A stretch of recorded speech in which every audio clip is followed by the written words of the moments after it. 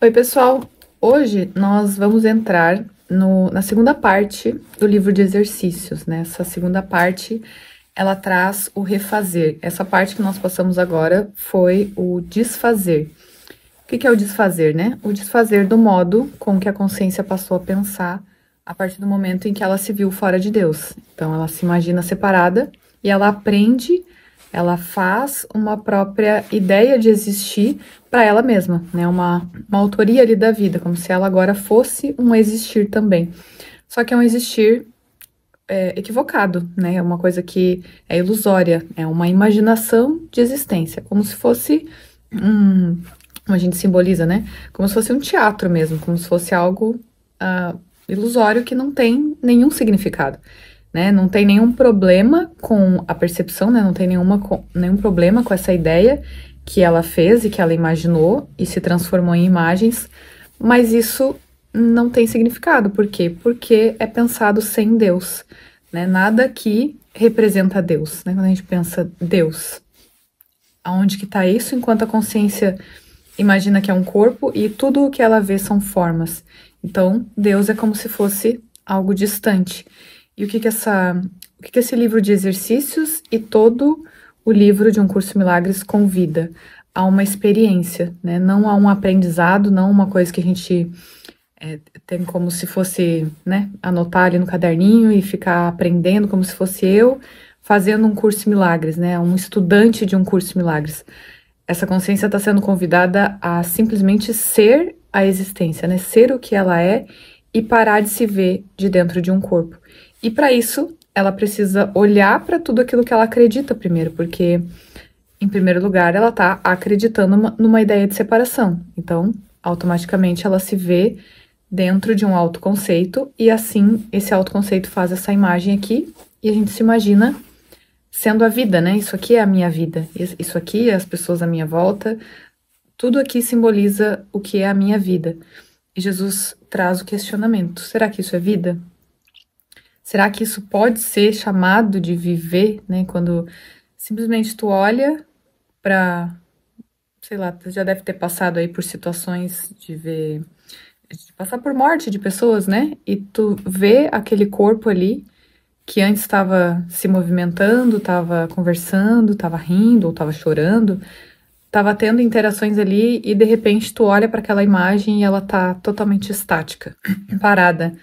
Ela não tem nada ali, né? Onde que tá aquilo ali que estava ali? Para onde que foi, né? Como que isso pode ser chamado de vida? Como que algo que tá aqui e daí daqui a pouco não tá mais e daí isso é a vida? Isso é totalmente sem sentido. Então, chega um momento que a consciência, né, cada parte dessa consciência agora que se dividiu vai trazer esse questionamento, né? Esse questionamento vai chegar em algum momento porque tudo o que a consciência tenta fazer para resolver o estado de conflito, de culpa, de medo, né, e uma certeza na punição, porque ela acredita que é isso que Deus vai fazer contra ela, ela agora busca resolver no mundo. Então, por que a gente não se reconhece, não vê que a paz é o que nós somos, que nós somos o existir e não as imagens? Porque a gente fica tentando resolver as crenças no mundo. E enquanto a gente fica resolvendo isso através de metas individuais, né? Coisas que a gente se coloca aqui, que eu sou mãe, que eu sou filha, agora eu tenho, sei lá, eu quero uma carreira de sucesso, eu quero resolver, enfim, de 1 milhão de formas, sendo sei lá, super valorizada no sentido de ter muito poder, tanto aquisitivo, né, tanto financeiramente quanto, sei lá, quero ser uma popstar, eu quero alguma coisa eu quero tentar resolver que tá aparentemente aqui, ó, no externo, né, no que diz a respeito a esse corpo aqui e as coisas aqui no mundo. Então, enquanto a consciência faz isso, ela só nega o que ela realmente é, porque ela tá o tempo todo dizendo que ela é, primeiro, um autoconceito, né, de humanidade, ela é um ser humano, então agora eu sou um ser humano, e agora eu tenho essas características aqui, e aí eu tenho uma personalidade, eu tenho um modo de pensar diferente dos outros, né? Eu tenho as minhas opiniões, eu tenho as minhas particularidades, preferências, vontades individuais. Então, olha, eu sou uma coisa individual separada de outras partes lá. Isso Isso é o ego, né? O ego é qualquer senso de individualidade. Então, tudo aqui representa o ego, o pensamento de separação, né? Cada coisa agora parece que é distinta e separada uma da outra. O que é a unicidade, ela não pode ser vista no mundo, né? Eu não posso dizer que tem amor no mundo, não posso dizer que tem união no mundo, porque corpos se unindo, corpos se encostando um no outro, isso não pode ser chamado de união, porque isso não tem nada, não tem nada unindo. O que é a verdadeira união, né? A verdadeira união é só no auto-reconhecimento, é só na lembrança de que só há a existência, só há Deus e a sua extensão, né? Isso é a união, porque enquanto a gente tenta unir corpos, é só uma barganha de crenças, né? Tu realiza as coisas que eu penso aqui que vai me fazer feliz, que vai me satisfazer de alguma forma, que é só o alívio de não olhar para crenças, enquanto o outro lá fica me satisfazendo, eu fico satisfazendo ele, ele fica me satisfazendo, e a gente fica aqui abraçando, beijando, interagindo, né? Fazendo lá o nananã, né? Fica lá e achando que estamos se unindo, não estamos se unindo coisa nenhuma, né? Essas coisas elas são feitas, mas o que é uma união, né? O que é uma união de dentro desse lugar que é o tempo todo aqui, ó, separação. Eu com as minhas vontades, tu com as tuas, a gente se interagindo aqui, mas é sempre distante, né? É muito nítido de ver nas relações uma sensação de vazio.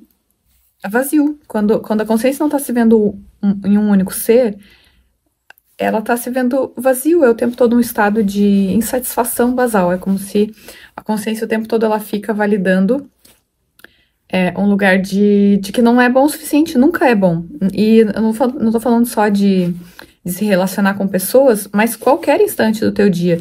Parece que tu tá, sei lá, estendendo uma roupa, parece que aquilo ali não é o suficiente, tu já tá pensando na outra coisa que tem que ser realizada depois, e aí aquela outra coisa chega e também não é suficiente. Nada é suficiente, é sempre insatisfatório. Por quê? Porque a consciência, ela simplesmente está não se vendo como ela realmente é, ela está se vendo num limite, numa coisa aprisionada.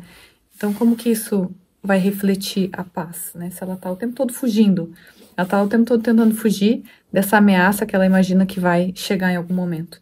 Então, como que isso vai ser paz, né? É sempre só o alívio.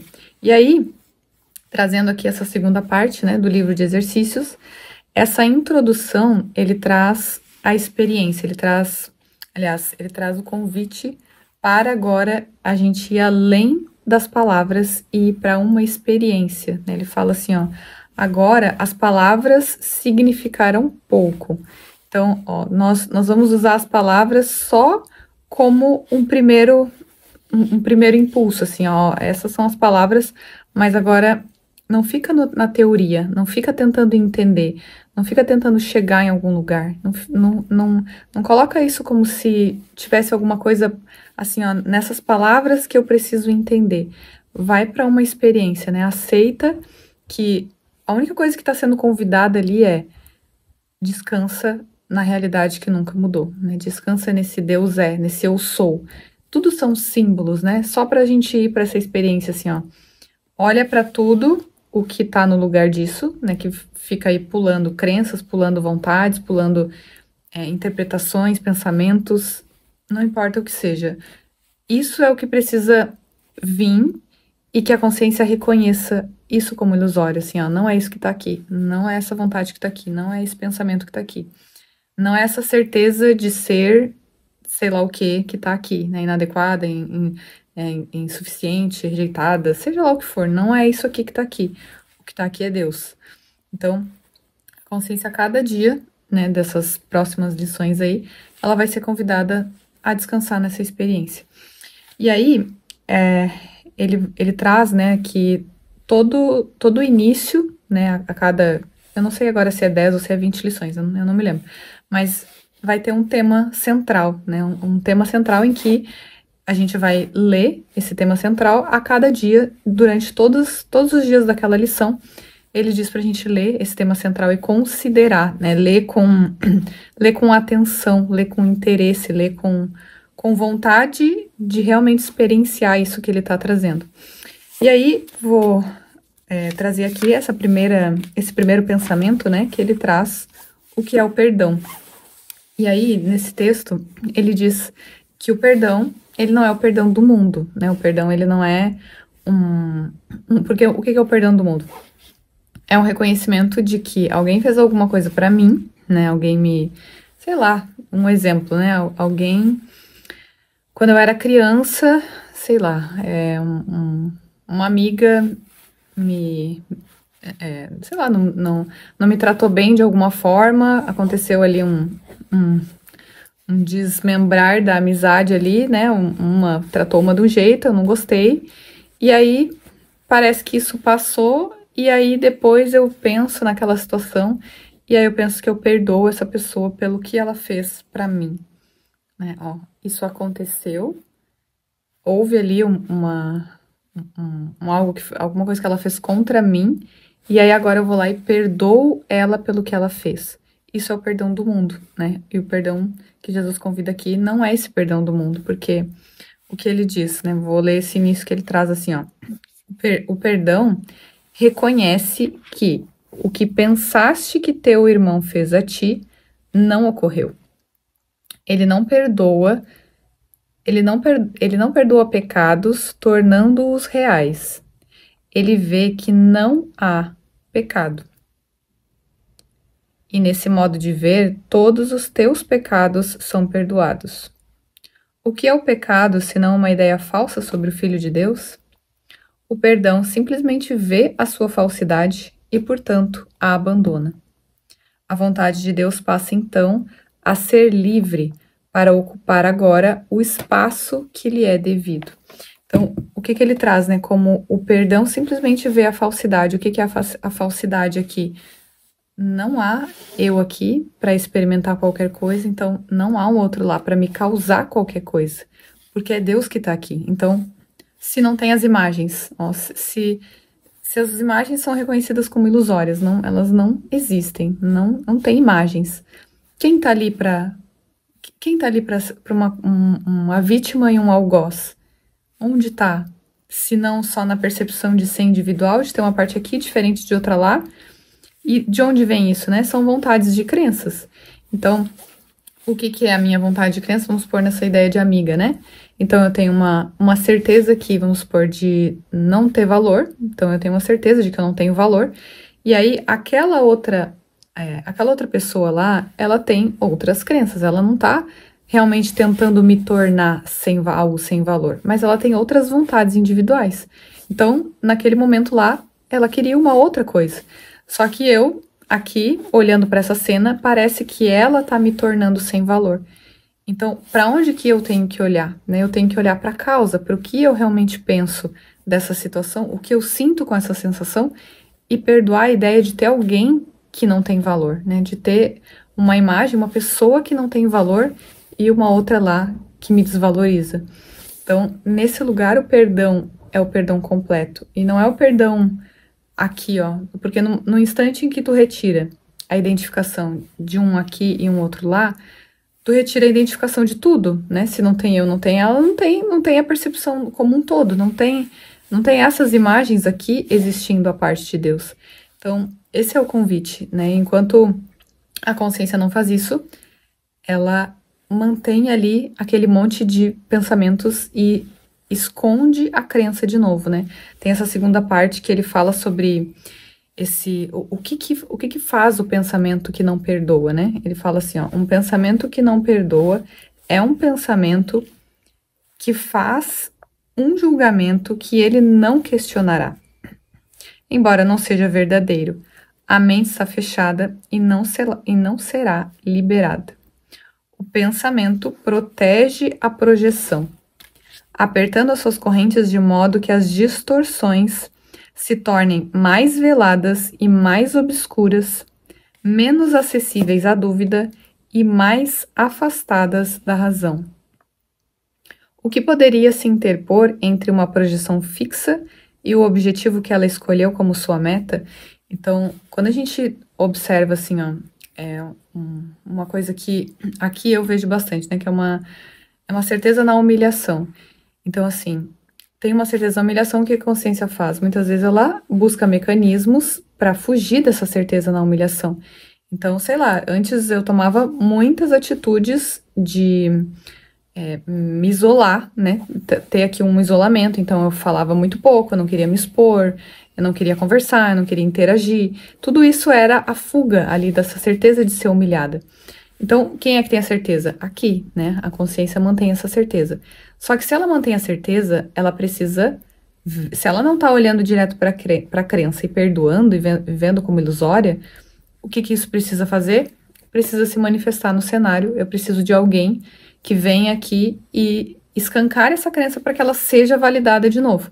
Então, o que acontece, né? Vem uma outra pessoa e ela simplesmente atua de uma forma em que ali ela, né, tá nas coisas que tem que ser feitas, mas como a crença tá aqui, quando eu me coloco diante dessa pessoa, vai ter situações ali que ela vai falar, ela vai agir de uma forma em que ela não tá tentando me humilhar, mas como eu acredito na humilhação, eu vou dizer que ela tá me humilhando. E o que isso vai fazer?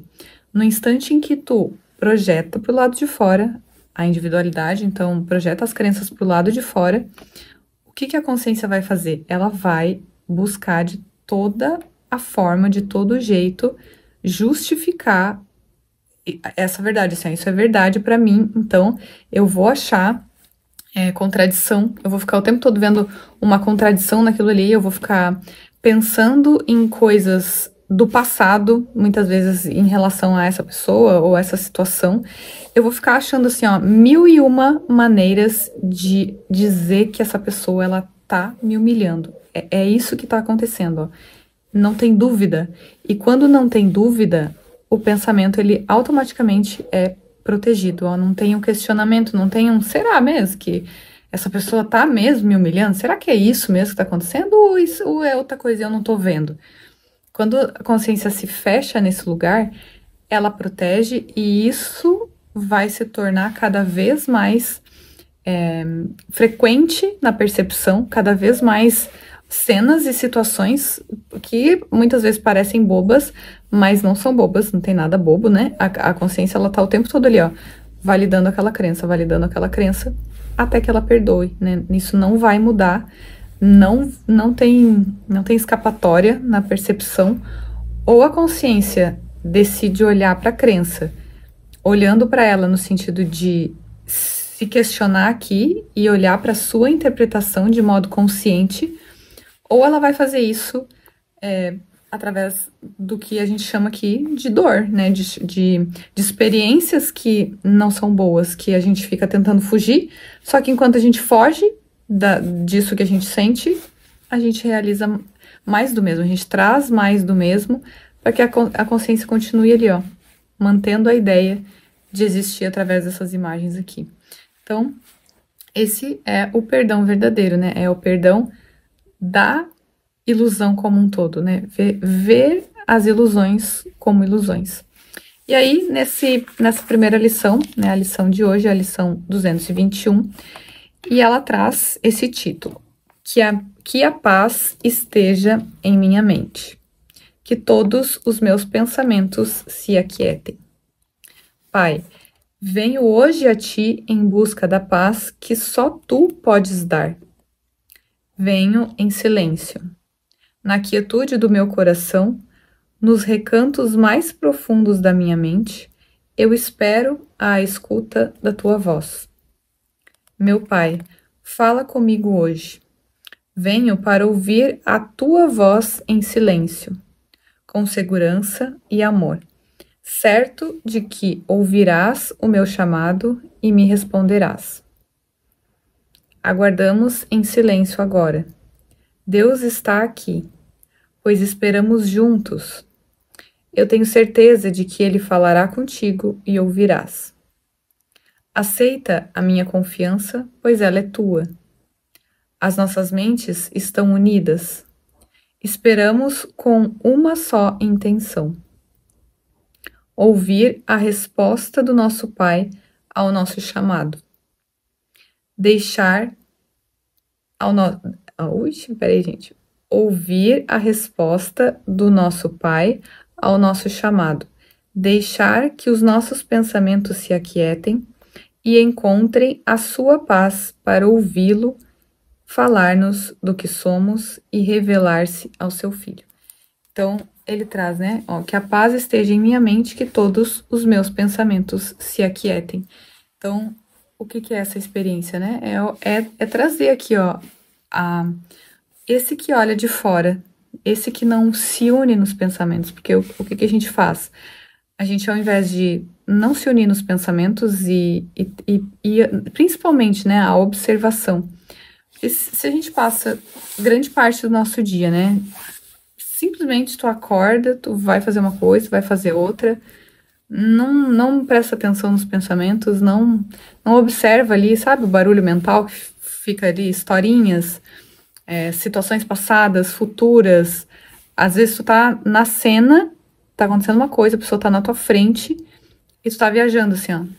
Tu não tá ali, tu tá viajando. Quantas vezes já não deve ter feito isso de tu tá fazendo uma coisa, ó, digamos assim, ó, que nem eu já vi a experiência assim acontecendo isso, né? Tu tá lavando a louça, aí tu tá assistindo uma coisa no telefone, aí tu tá pensando outra. Assim, ó, tem 3 coisas acontecendo, ó. Tu tá lavando uma coisa, assistindo outra e o pensamento tá lá vagando em outras coisas. Então, como que a gente vai aquietar e permanecer nesse estado de paz se a gente simplesmente não faz nada assim, ó?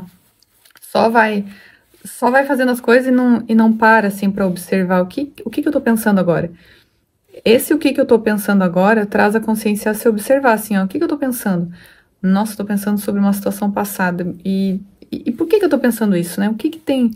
Não é um investigar, ó, não é uma coisa assim que eu tenho que ficar, por que eu tô pensando isso? Então, por causa daquilo outro.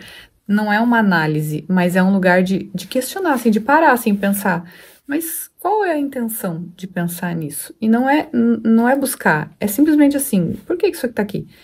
Com certeza, a resposta, ela vem ali, vem da onde tá vindo, não porque tu tá tentando controlar e buscar e investigar, mas porque tu tá decidindo descansar na certeza de já não ser o pensamento, ó, a gente já se desligou do pensamento, já se descolou dele. Só o questionar já vai fazer a consciência olhar de fora e tirar a identificação e ver que aquilo são vozes de crenças e que o tempo todo a consciência só tá validando aquilo ali enquanto ela não para e não se aquieta diante da interpretação.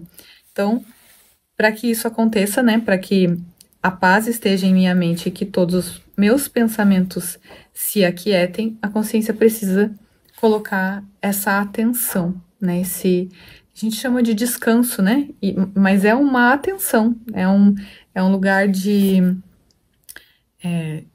trazer, assim, ó, a convicção do ser que olha para os pensamentos e passa a não se ver sendo os pensamentos.